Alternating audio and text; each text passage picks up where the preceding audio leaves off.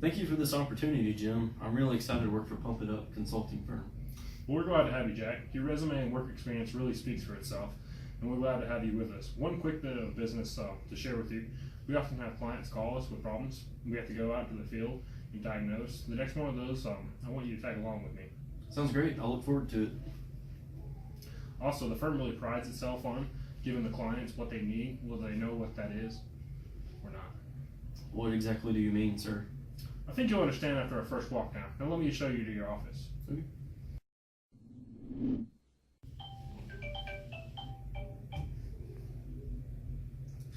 Hello, Jim Bean, Pump It Up here.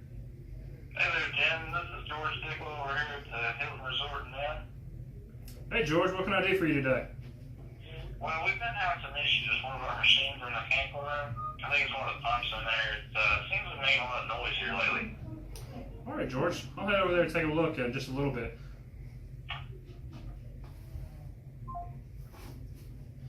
Hey, Jack. Hey. I just got a call from George Dickel over here at Hilton in town. He said they might have a pump going bad in their mechanic room. Why don't you come down and see with me? I'll probably hand this project off to you if that doesn't seem too bad. Sounds good to me. Can't wait to get my feet wet. Hey there, how you been, Jim? Good. Good. It's been a while. How's this? Jack Danny. Nice to meet you, Jack. George Stickle. Nice to meet you. I just hired in, and this is my first job. So. Well, that's great. Congratulations. My name is John Jameson. I trust they found a new competent engineer. I believe so. Thank you. Well, guys, let's go ahead and take a look here. This is the pump in question. We've been having a little bit of trouble with. Go ahead and take a look at it. Seems to be a problem. Well, here lately we've been hearing a lot of noise coming out of this particular pump. None of the rest of them have that noise. Yes, sir. I hear it too. Sounds like you've got some serious problems. Maybe some cativation going on in here. That'll run one quick enough. You hear that, Daniels? Yes, sir. I hear something. There's definitely some cativation going on. Wasn't really knowing it was that, though. I guess that's what it sounds like. Oh, no worries. That'll come in time and experience. At least you knew something wasn't right. You'll get the hang of it. You know, I wouldn't be surprised if you got bigger problems with just this pump.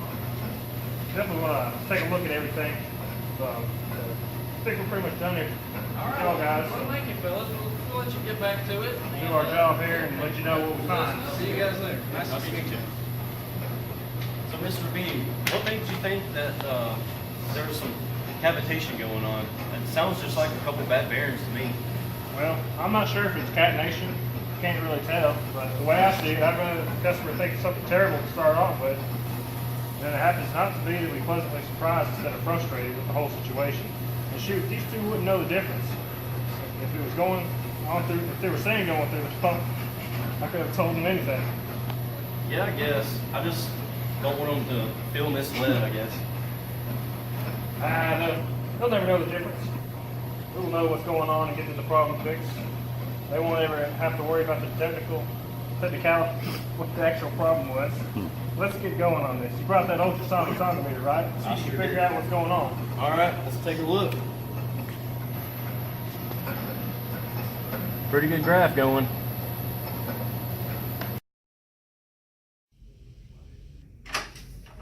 Morning, Jeff. How's that project I handed off to you going? Oh, it's going great. I came in early to get a good start on it, and trying to get Mr. Dickel and Mr. Jameson an answer on that as quick as I can. Well, have you gotten anywhere? What seems to be the problem?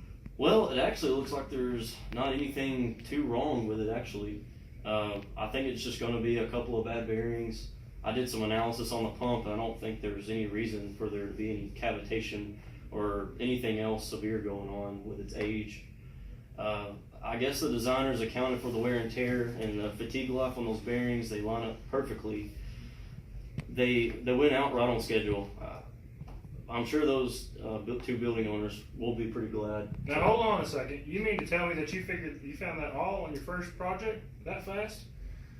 How'd you find the time to run through all that? Well, sir, I got started on first thing when I got back yesterday afternoon, and then I came in early just to get a jump on it. So I think you need to slow down. Just a little there, Jack. Wouldn't want you making any mistakes and causing bigger problems. yes, sir, but I've double checked everything, and all the numbers seem to line up. Jack, I know what I heard in those mechanical rooms. I know there's more wrong than just a couple old bearings. I know what Dickel and Jameson are expecting. I think you need to check up on those numbers again. Well, if you look right here, I believe you'll see that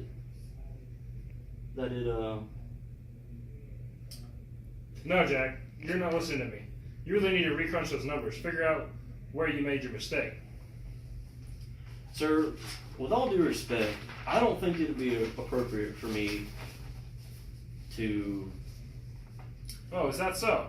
I think you better remember who you're talking to before you make a real mistake. Well, sir, I guess I could go back through and double check everything again.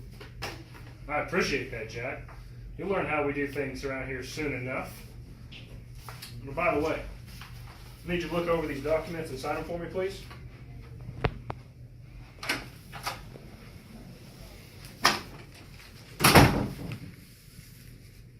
What?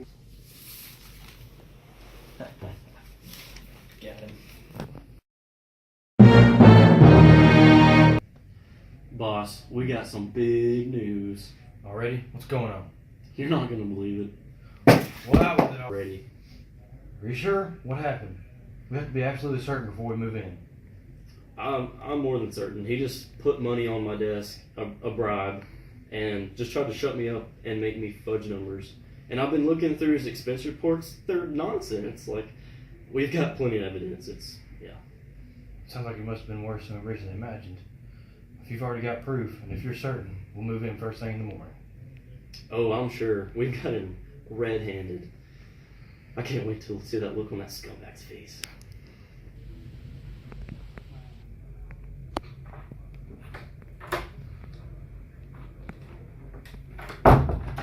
Mr. Beam, I need to speak with you, and it's very urgent. Well, sure, Mr. Daniels. Come on in. You're my favorite new employee. I see your future, kid, and you're taking me places. Yeah, about that. I can't do this anymore. Oh, come on, kid. You can't back on me now. You've already accepted my prize money. You can either play ball, or you're fired. It's simple. I have signed expense reports, purchase orders with your name on it, kid. What you're doing, Jim, is very unethical and far from legal. You sold those owners those pumps that didn't even need replaced. You told them that they needed a new VFD, knowing nothing about that area. Plus, I've seen your expense reports. I know you're embezzling money from the company. And you think you could pass off strippers as a board meeting? Are you crazy or just stupid, Jim? Well, listen, kid. You're not in a place to bargain or point fingers at anyone. Who do you think you are? I run this company. I spent years scheming to earn extra money. You just wasted the opportunity of a lifetime, kid. I could have made you a wealthy man, but you had to go and screw it up with your precious ethics and morals. So get out of my office, out of my building. You are finished here, kid. You're fired. Well, that's quite all right. I never like working here anyhow. Anyway, and by the way, my name isn't Jack Daniels. What are you babbling about, kid? My name is Evan Williams. I'm a secret undercover agent, and I've been assigned to expose your operation. And with that confession, we have enough evidence to put you away for a long time. Do not play games with me, boy. You are foolish. Save it for the judge there, Beam. Book him!